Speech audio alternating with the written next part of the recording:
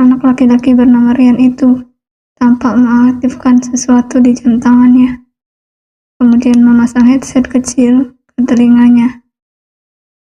Iya, ya anak dari mafia itu. Dirinya hati-hati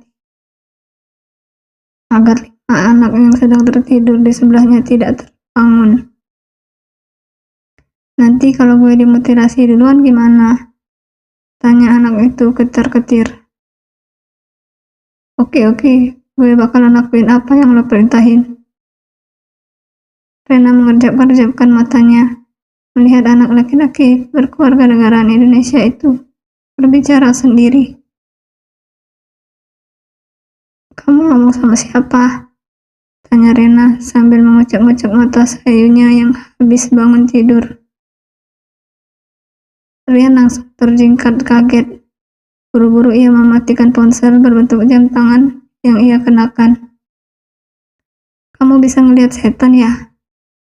Tanya Rena polos. Udah tidur lagi sana. Ryan melototi Rena. Ih, nyuruh-nyuruh. Rena memberengut sebal. Ryan mendengus karena sadar tidak ada habisnya berdebat dengan anak ajaib ini. Ceplek. Pintu terbuka menampilkan 2 sosok pria memakai tuxedo hitam, membawa beberapa kotak makanan untuk mereka.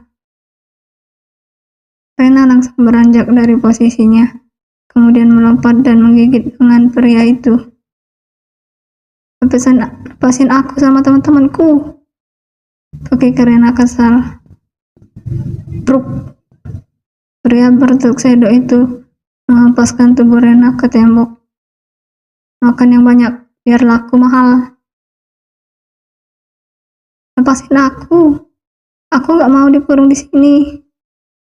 Teriak Rena dengan air mata yang berlinangan membasahi pipinya. Pria itu hanya tersenyum miring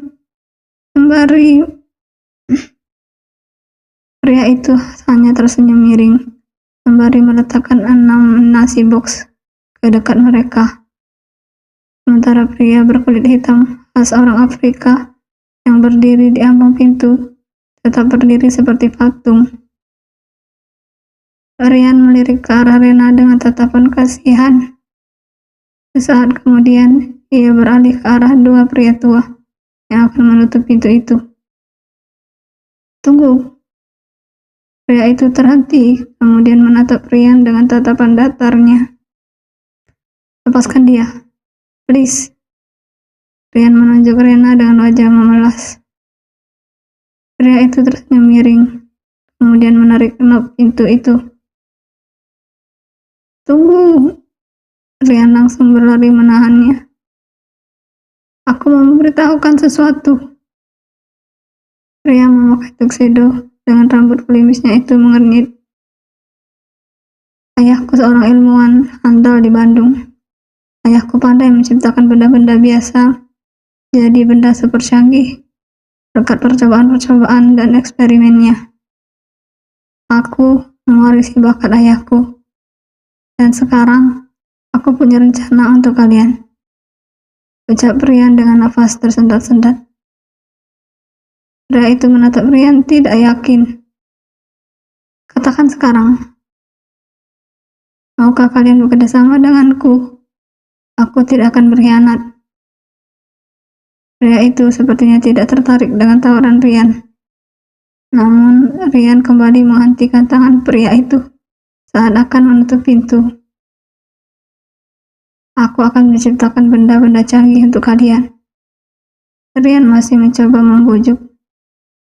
Kalau kalian tidak ingin membiayai keperluanku untuk bereksperimen, aku bisa cari biaya sendiri. Pokoknya, aku ingin bergabung di organisasi yang bergengsi ini. Pria itu terdiam. Ryan menunjuk Rena yang terkulai lemas di sana. Dia anak orang terkaya di Indonesia. Kakeknya memiliki banyak perusahaan besar. Ayahnya sendiri menjabat sebagai orang nomor 1 di perusahaan smartphone Indophone. Mustahil ayahnya tidak mau memberikan uang yang banyak untuk kita. Pria itu termenung. Oke, maksudku, telepon ayahnya ke sini untuk membawa uang tebusan untuk dia. Bilang saja tidak usah membawa polisi. Nah, setelah nanti ayahnya menyerahkan uangnya, ledakan tempat ini agar dia terbunuh di sini. Pria itu menatap Rian dengan tatapan kagum. Kalau perlu, jemput ayahnya ke Indonesia untuk mengantisipasi bahwa ayah dia tidak membawa polisi yang membahayakan organisasi ini. Jelas Rian. Pria itu tersenyum, kemudian menutup pintu dengan keras. Rian langsung memukul-mukul pintu itu kesal. Hei, aku belum selesai bicara. Sementara Rena menatap tajam ke arah Rian. Rena benci pada seseorang yang ingin berniat jahat pada ayahnya. Kamu mau membunuh papaku. Rena berlari menghampiri anak itu dan melayangkan pukulan bertubi-tubi. Diam, Rian membentak. Rena masih tak menyerah memukul Rian, walaupun tangan manggilnya sama sekali tidak berefek pada anak kelas 3 SMP itu. Kamu mau mengubung Papa Erwin setelah ngasih uang ke kamu? Rena berteriak keras. Tahu kalau memukul tidak akan berefek apa-apa. Rena akhirnya menggigit lengan anak itu. Ah, sakit. Rian meringis, mencoba mengibas-ngibaskan tubuh mungil Rena di lengannya. Erwin baru saja pulang dari kantor, melihat Zahra yang sedang mengepel lantai. Dia langsung meletakkan tas kantornya di sofa, kemudian berlari menghampiri Zahra. Biar aku saja, Erwin merebut alat pelnya dari tangan Zahra. Gak apa-apa mas, aku aja. Zahra menghela nafas. Kamu istirahat aja. Erwin melanjutkan tugas Zahra mengepel lantai. Kamu yang harusnya istirahat. Kamu kan baru pulang. Kamu harus banyak istirahat demi kesehatan jagoan kecil kita. Erwin melirik ke perut Zahra yang masih rata. Ya ampun mas, ngepel sambil olahraga kali. Zahra memutar bola matanya malas. Kalau enggak, kita cari asisten rumah tangga aja gimana? Tanya Erwin. Gak seru ah, aku pengen kayak ibu-ibu di TV, bisa ngurus rumah ini sendiri. Erwin langsung terdiam. Ketika itu juga, dia teringat dengan Rena. Andaikan Rena bisa tinggal bersamanya. Ya Tuhan, tolong lindungilah Rena dari segala mara bahaya dan malapetaka. Tak lama kemudian, Erwin seringat-seringuk mencari kehadiran Zahra yang menghilang dari pandangannya. Ternyata perempuan itu berjalan menuju kamar. Hei, mau kemana kamu? Teriak Erwin. Zahra menolehkan kepalanya ke belakang. Mau ke kamar. Aku gendong. Erwin menghempaskan alat pelnya. Kemudian berlari menghampiri Zahra dan menggendongnya ala bridal style ke dalam kamar. Pokoknya kamu gak boleh kecapean. Zahra tersenyum sendiri melihat tingkah Erwin. Benar kata orang, kalau ibu sedang hamil, pasti mudah mendapat perhatian dari orang sekeliling. Erwin menatap wajah istrinya yang masih berumur 19 tahun itu lekat-lekat. Kamu kok tambah makin cantik, ucapnya sambil mencubit hidung Zahra. Hei, mas. Kamu udah melakukan pelanggaran hak cipta. Zahra memperingati. Kok gitu? Tanya Erwin duduk ke tepi ranjang sambil mengelus-ngelus dengan lengan Zahra yang berbaring di sebelahnya. Habis, kamu menghamili anak di bawah umur. Emang anak 19 tahun itu di bawah umur? Erwin malah bertanya. Ya iyalah. Emangnya umurku udah 50 tahun gitu? Sampai-sampai kamu tuntut. Umurku masih 28 tahun dan masih cocok menggauli perempuan seumurmu. Erwin mencapit hidung Zahra. Aku kemarin masih 18 tahun. Aku masih cocok disebut gadis. Malah kamu hamilin. Zahra mengerucutkan bibirnya.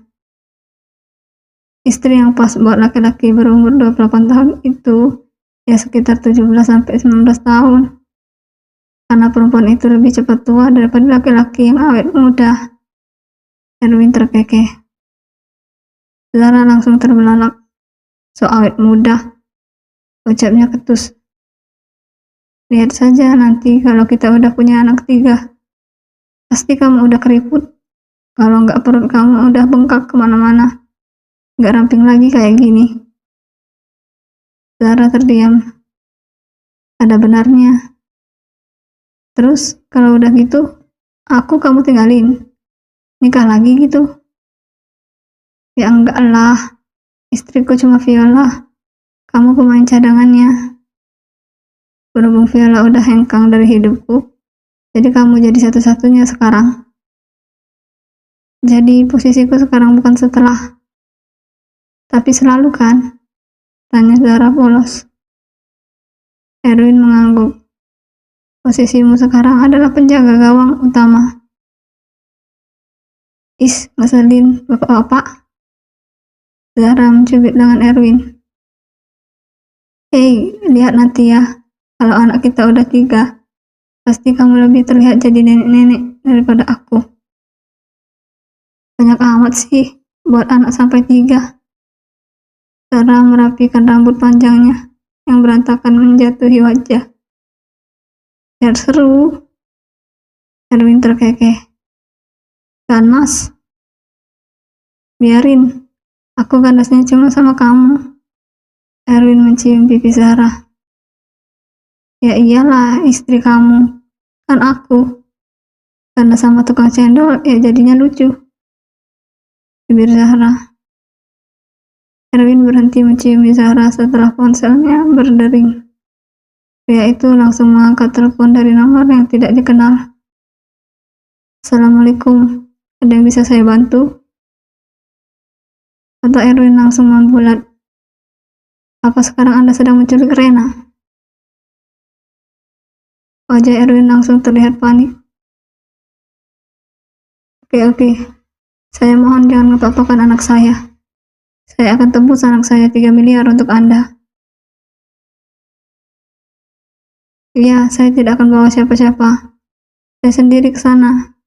Tolong jangan apa-apakan anak saya. Tut, tut, tut. Halo? Teriak Erwin saat panggilannya terputus. Kenapa, Mas? Tanya Zahra yang sedari tadi mendengar percakapan Erwin dengan orang yang tidak dikenal. Perempuan itu mengusap-usap punggung Erwin untuk menenangkan. Rustam telah memberikan Rena kepada penadah jaringan perdagangan manusia. Aku harus menebusnya 3 miliar kalau ingin Rena selamat. Aku akan terbang ke Beijing besok. Erwin menghela napas besar. Kamu harus bawa polisi. Mereka akan membunuh Rena kalau aku bawa polisi. Erwin mengusap-usap rambut Zahra. Mereka licik, Mas. Aku takut mereka ngapa-ngapain kamu.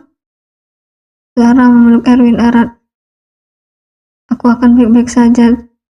Tuhan akan selalu melindungiku. Kamu yakin akan ke sana sendiri?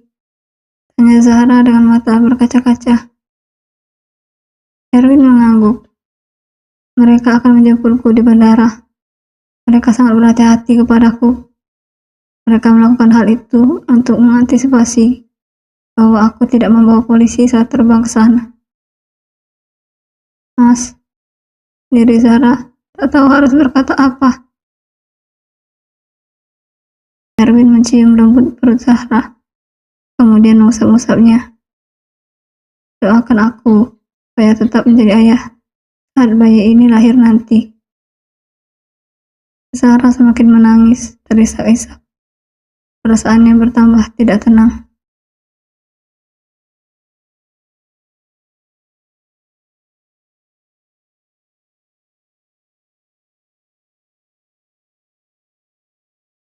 Truk sebuah koper hitam berisi uang tunai sebesar 3 miliar terhempas ke lantai. Pemiliknya menunduk, lihat istri tercintanya bertekuk lutut, menghentikan langkahnya.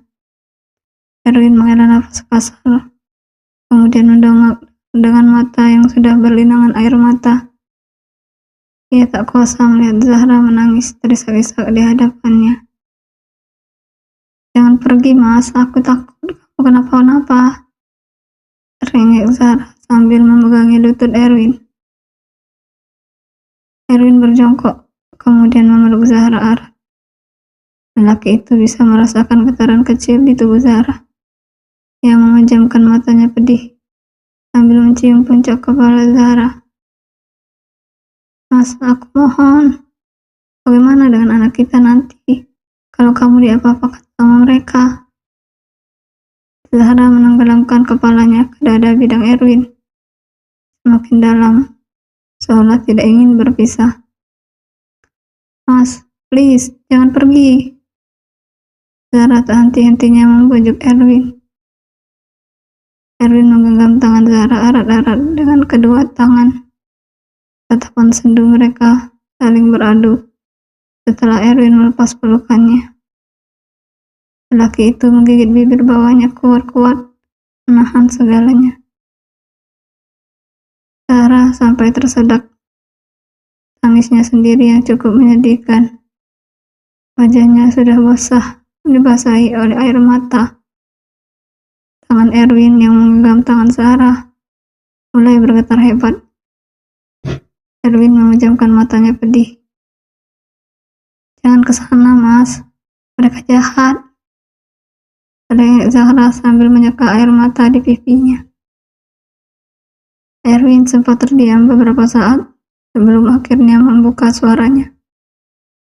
"Innallaha ma'allazina taqaw walazina hum muhsinun." Tangis Zahra langsung berhenti sedetik itu juga. Sesungguhnya Allah selalu bersama orang-orang yang bertakwa dan orang-orang yang berbuat kebaikan. Erwin mengucapkan potongan surah An-Nahl. Tangannya tergerak menyelipkan anak rambut Zahra ke belakang telinga. Entah kenapa hati Zahra mendadak tenang. Erwin mencium tangan Zahra, kemudian mengusap-usap perutnya yang masih rata. "Doakan aku harus menyelamatkan anakku, Rah." Erwin mengecup perut Zahra lembut. Zahra masih terdiam dengan tatapan kosong saat Erwin mulai berdiri kembali. "Assalamualaikum," pamit Erwin sambil meraih koper berisi uang tadi, kemudian melangkah meninggalkan Zahra yang masih terduduk di lantai.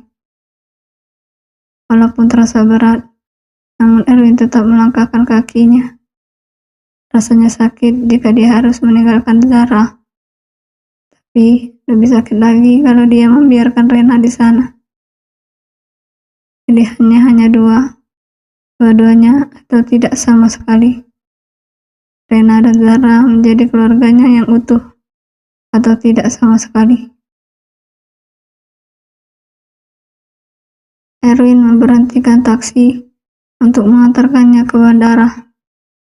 Saat hendak membuka pintu, tiba-tiba ada sesuatu yang meluncur mulus menghujam lengannya. Erwin meringis kesakitan saat menerima tembakan dari seseorang memakai hoodie hitam di ujung sana, yang langsung berlari setelah menembak Erwin. Anehnya, tembakan itu tidak berbunyi dan tidak berefek sedikit pun di kulitnya, karena rasa sakitnya langsung sembuh seketika. Erwin masuk ke dalam taksi, kemudian membuka lengan kemeja panjangnya. Berdarah sedikit, tidak terlalu parah. Padahal tembakan tadi tepat mengenai lengannya. Pelurunya bukan peluru yang berbahaya.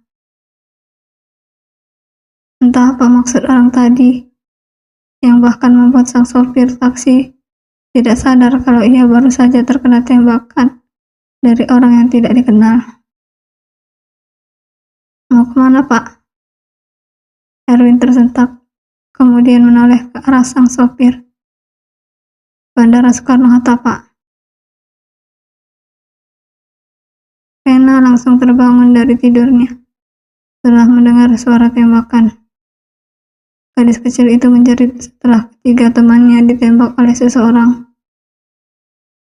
Mayat ketiga anak kecil yang sudah berlumuran darah itu langsung dibopong oleh mereka satu persatu keluar dari ruangan kumuh dipenuhi oleh kardus bekas itu. Rena menyeret kakinya mundur menjauhi mereka. Ia begitu ketakutan, sangat amat mengerikan. Rena begitu shock, sampai tangisnya tidak berani bersuara. Kini hanya tersisa Rena dan satu temannya yang berasal dari Cina. Mereka berdua masih terlihat shock dan tidak bisa berkata apa-apa lagi. Tatapannya kosong.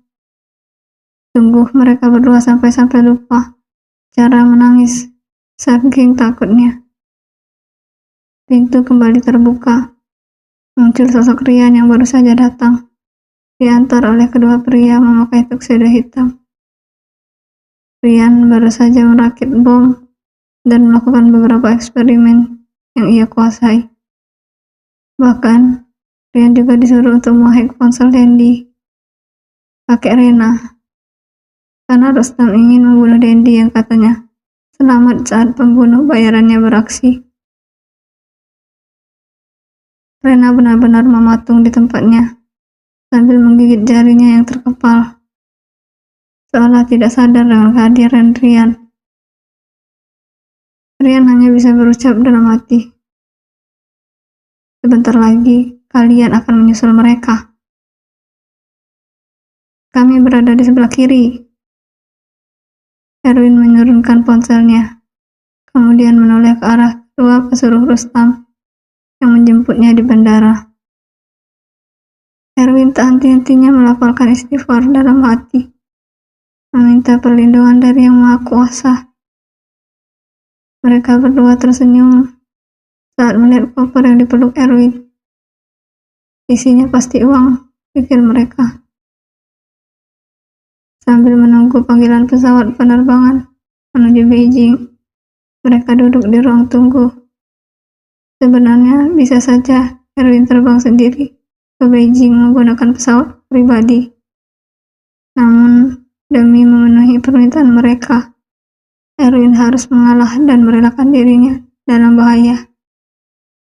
Ya, masih merelakan dirinya dalam bahaya. Tidak seperti Rena yang sudah dalam bahaya. Keheningan menyelimuti mereka bertiga. Bahkan suara riuh orang berlalu lalang di sekitar mereka seolah berubah menjadi senyap. Erwin yang memilih tempat duduk di depan mereka terus menatap mereka dengan tajam. Ia harus selalu waspada karena mereka bisa melakukan kejahatan kapan saja. Erwin tidak boleh lengah sama sekali selama 7 jam perjalanan menuju Beijing. Salah satu dari mereka berdua tiba-tiba terkekeh melihat tatapan tak sedap yang selalu ditampilkan Erwin. Selagi Anda membawa barang yang kami sukai, Anda selalu menang. Erwin masih mempertahankan wajah datarnya. Apa rencana kalian? Rencana kami hanyalah barter uang dan keselamatan anak Anda. Menarik bukan? Jawab lelaki itu enteng. Erwin mengepalkan tangannya geram. Kalian berani menjamin saya selamat sampai Beijing dan membawa anak saya pulang ke Indonesia? Lelaki kekar memakai kemeja hitam itu menjentikan tangannya. Gampang, bisa diatur. Sudah kubilang, selagi Anda punya uang, Anda akan selalu menang. Erwin sedikit menghela nafas lega. Pasalnya, ia berpikir bahwa mereka bukan berniat untuk menjemput, tapi hanya untuk merampas uang di tangan Erwin, kemudian pergi tanpa memberikan Rena kepadanya. Kami hanya ditugaskan untuk memastikan bahwa Anda tidak membawa aparat keamanan menuju ke sana. Lelaki itu menjelaskan. Kurang baik bagaimana kami?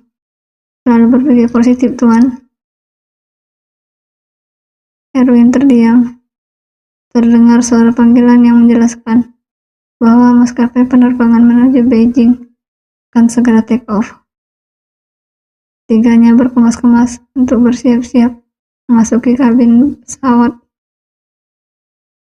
Erwin langsung memilih tempat duduk kosong yang berada di sebelah kanan, yang berada di sebelah gadis yang mengenakan hoodie merah. Sementara kedua pria tadi duduk di bangku yang berseberangan dengannya.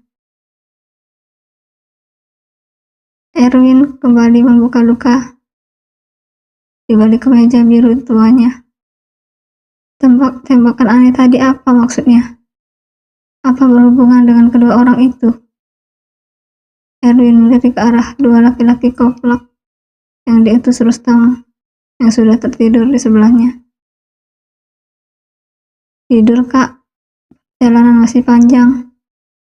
Gadis memakai hoodie di sebelah Erwin tiba-tiba memukul jam tangan Erwin. Erwin sempat terkejut.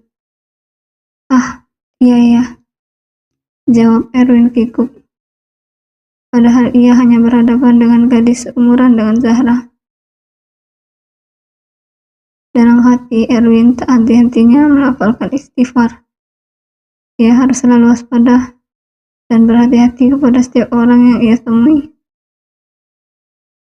Tapi, ngomong-ngomong, benar kata-kata laki-laki tadi.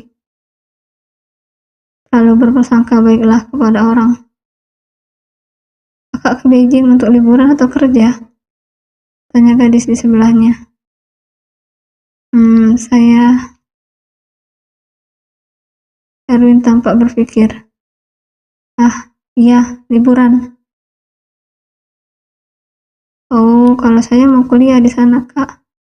Gadis itu tersenyum. Sepertinya ia tertarik dengan Erwin. Padahal ia tak tahu kalau Erwin sudah menikah 2 kali.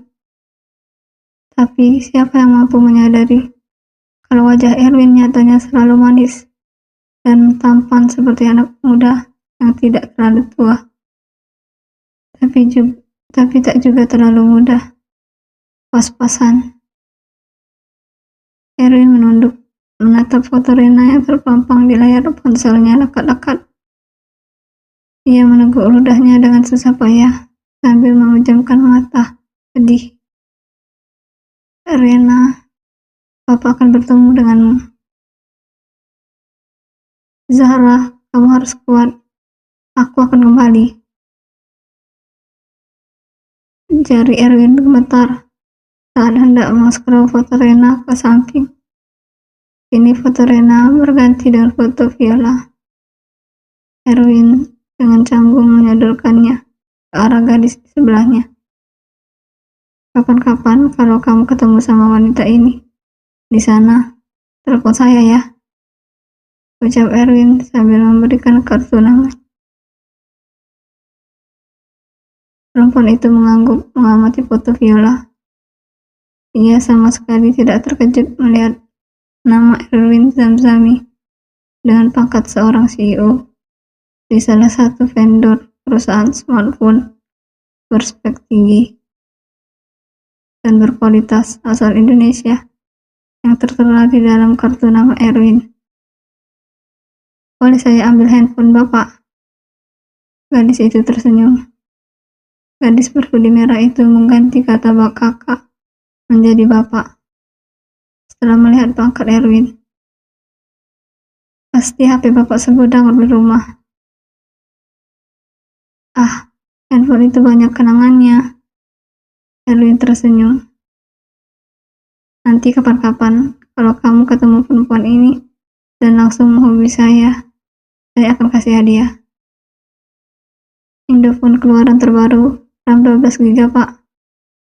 Perempuan itu begitu antusias dan sangat senang. Erwin mengangguk. Wah, semoga aku berhasil menemukan istri Bapak. Perempuan itu mencium tangan Erwin. Istri, bahkan istriku sekarang seumuran denganmu. Tapi kamu malah menghormatiku selayaknya aku adalah orang yang jauh lebih tua darimu. Bersambung.